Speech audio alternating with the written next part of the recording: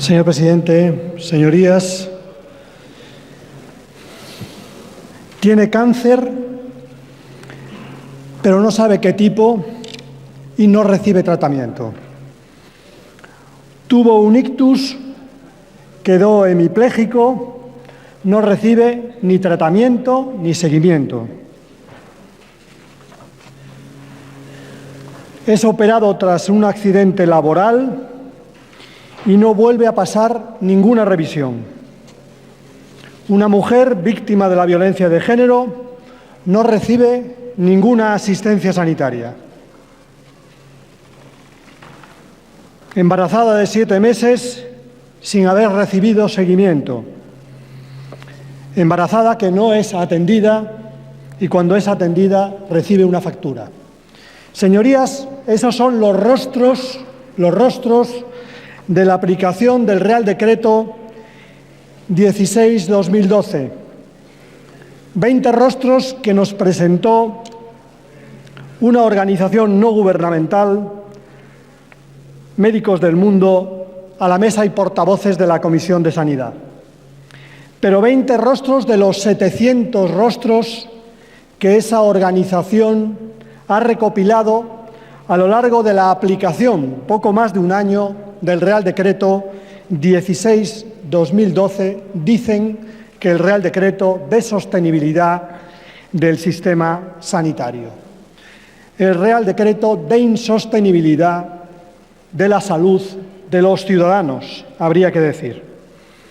Esta es la principal razón para que mi grupo parlamentario, al igual que otros grupos parlamentarios durante esta legislatura, traigamos a esta Cámara la necesidad de recuperar lo mejor de nuestro sistema sanitario, o mejor dicho, la necesidad de regenerar nuestro sistema sanitario ante la degeneración que ha supuesto el Real Decreto 16/2012 para la atención sanitaria en nuestro país. Porque, señorías, es verdad que hay cosas que cambiar, pero las cosas que funcionan bien no hay que cambiarlas. Las cosas que funcionan bien, sobre todo si tienen que ver con la seguridad, si tienen que ver con la salud de la gente, en condiciones de crisis económica, hay que consolidarlas, hay que fortalecerlas. Pero, señorías, el sistema sanitario, que funciona bien, ha sido sometido a un recorte sin precedentes con consecuencias dramáticas. Dice este libro, La austeridad mata, que les recomiendo, que algunas reformas sanitarias, si fueran un ensayo clínico, no pasarían el informe del comité ético y serían puestas por ese comité ético en manos de la justicia. En este caso, la reforma sanitaria en España no pasaría un comité ético y sería puesta en manos de la justicia para valorar sus resultados en términos de calidad de vida, en términos de atención de salud, pero también en términos de pérdida de vidas, señorías.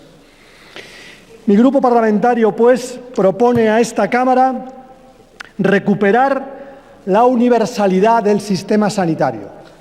Propone a esta Cámara, recuperar el carácter universal como derecho ciudadano del sistema sanitario español, porque estamos convencidos de que el sistema sanitario, el Sistema Nacional de Salud, el sistema de cobertura universal, el sistema accesible, el sistema financiado por presupuestos generales del Estado, es uno de los sistemas, o mejor dicho, era hasta muy poco tiempo, uno de los sistemas mejores del mundo.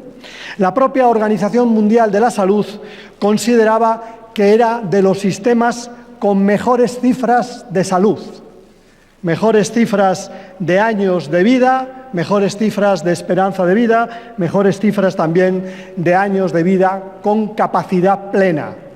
Pero no solamente esto, sino que además es un sistema, o era un sistema, muy bien valorado por los ciudadanos. Podemos decir que era aquella institución pública mejor valorada por los españoles.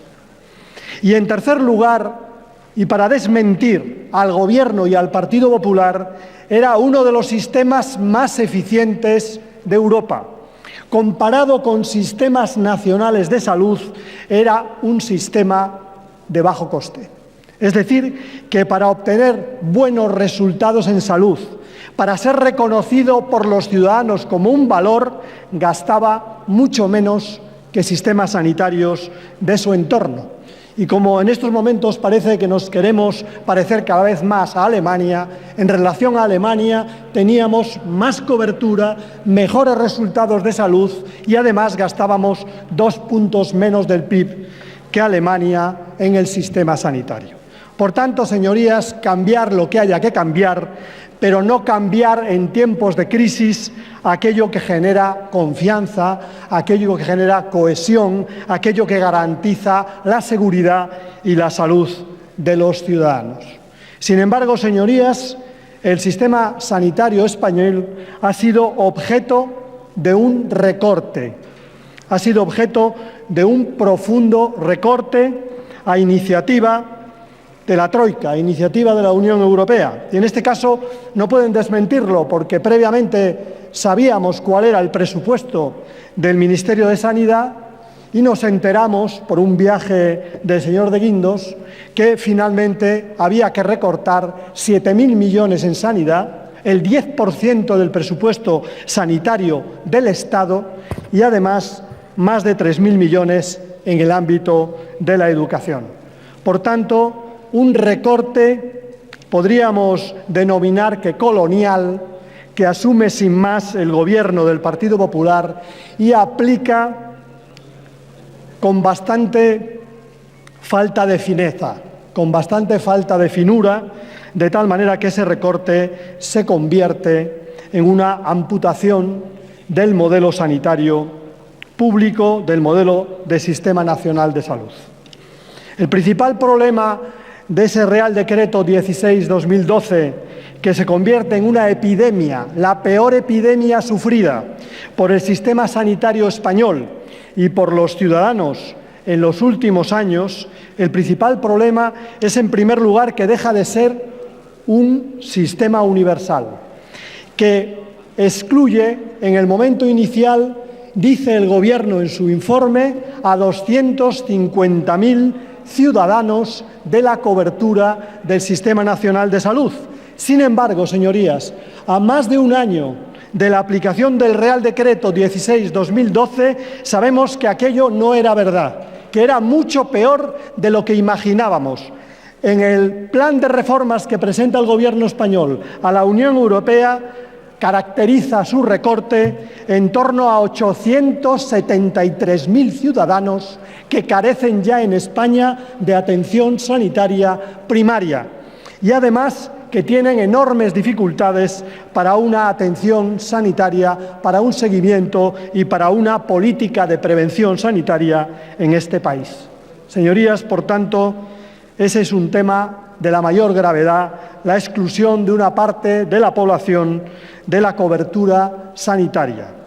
Esa exclusión de una parte de la población que no es solamente población inmigrante, que es también una población que contribuye al sistema, al igual que la población inmigrante, a partir de determinada renta y también en determinadas circunstancias, esa población tiene dificultado su acceso al Sistema Nacional de Salud. Lo que era un valor, el sistema sanitario, se convierte para esta población en una preocupación, en un problema grave para los que son excluidos, pero también en un problema para una parte muy importante de la población española. Hoy sabemos a cuánto asciende el recorte en personal sanitario y también qué ha supuesto en relación a las listas de espera. Señorías, nada más y nada menos que el recorte de los 7.000 millones, que fueron unos pocos más sumados a los de las comunidades autónomas, en el sistema sanitario, ha supuesto la pérdida en mayo de este año de 240.000 empleos sanitarios y de servicios sociales en España.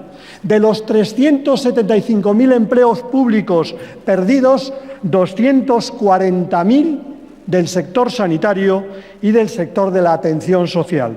Sin lugar a dudas, un resultado que afecta a la calidad de la atención. Pero no solamente eso, señorías, ya sabemos incluso cómo ha afectado ese recorte a la lista de espera.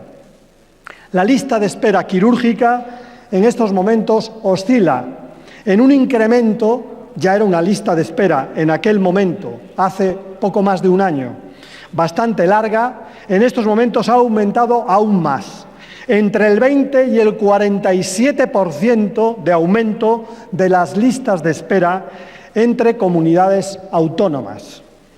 En la mayor parte de los casos, por encima del 20%. Es decir, un deterioro claro de la accesibilidad, de la calidad de la atención sanitaria en nuestro país.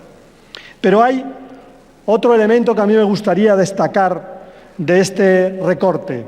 Este recorte no solamente ha producido un ajuste, no solamente ha producido un cambio de modelo con menos acceso y con más dificultades de acceso para una parte de la población, sino que este recorte ha creado un profundo desbarajuste, una profunda desorganización en el sistema sanitario. El Partido Popular adoptó este recorte y otras medidas al grito de ¡viva la igualdad entre territorios! En estos momentos somos más desiguales en el acceso a la salud entre ciudadanos y somos más desiguales entre territorios. ¡Qué paradoja, señorías, que en estos momentos cada uno en el hospital, en el centro de salud, en Murcia, en Asturias, interprete el Real Decreto a su modo, lo interpreta a su modo, y uno no trata al paciente, otro, que son los menos, por suerte, otro manda una factura, otro deriva al paciente a otro dispositivo sanitario. Esa es la situación que tenemos cuando la sanidad no es un derecho y la sanidad se convierte o bien en un cedazo o bien en un mercado. Las consecuencias son las que estamos viviendo. Y, señorías, el Ministerio de Sanidad, por otra parte, ha mirado para otro lado con respecto a lo que podemos denominar los intereses en el sector sanitario. Existe un problema en el Gobierno del Ministerio de Sanidad, un Gobierno del Ministerio de Sanidad que es incapaz de afrontar los problemas sanitarios del país. Pero existe un problema añadido y es la desconfianza con el Gobierno del Ministerio de Sanidad en que prime el interés general y no el interés particular de aquellos que se benefician y se lucran de la privatización del sistema sanitario. Ese es otro elemento grave que ocurre en relación al sistema sanitario en nuestro país. En definitiva, señorías, estamos ante una epidemia provocada por el Ministerio de Sanidad, que hay que sumar a la epidemia de la austeridad. En estos momentos también existen ya datos con respecto a los efectos de la austeridad en nuestro país. Nuestra alta tasa de desempleo tiene un correlato ya en depresión y en enfermedades psicosomáticas. Han aumentado un 20% las demandas por depresión y enfermedades psicosomáticas en España. Y también el suicidio. En esta Cámara hemos discutido de suicidio. Pues bien, a lo largo de las últimas encuestas, aunque parecen no valorables para el Gobierno, el suicidio ha aumentado un 10% en nuestro país. Ha aumentado un 10% y los intentos de suicidio bastante por encima. No es de extrañar, señorías, que tengamos problemas con la esperanza de vida en España, aunque el Instituto Nacional de Estadística diga que la justificación fue un crudo invierno. Parece ser un crudo invierno el primer semestre de 2011 y parece ser que un más crudo invierno a lo largo de 2012. Señorías, por todas estas razones, nosotros proponemos la recuperación de los rasgos fundamentales del Sistema Nacional de Salud. Sabemos que no es suficiente, que son necesarias otras medidas, pero, señorías, tienen ustedes que reconsiderar la decisión de excluir a casi 1 millón de personas del sistema sanitario español.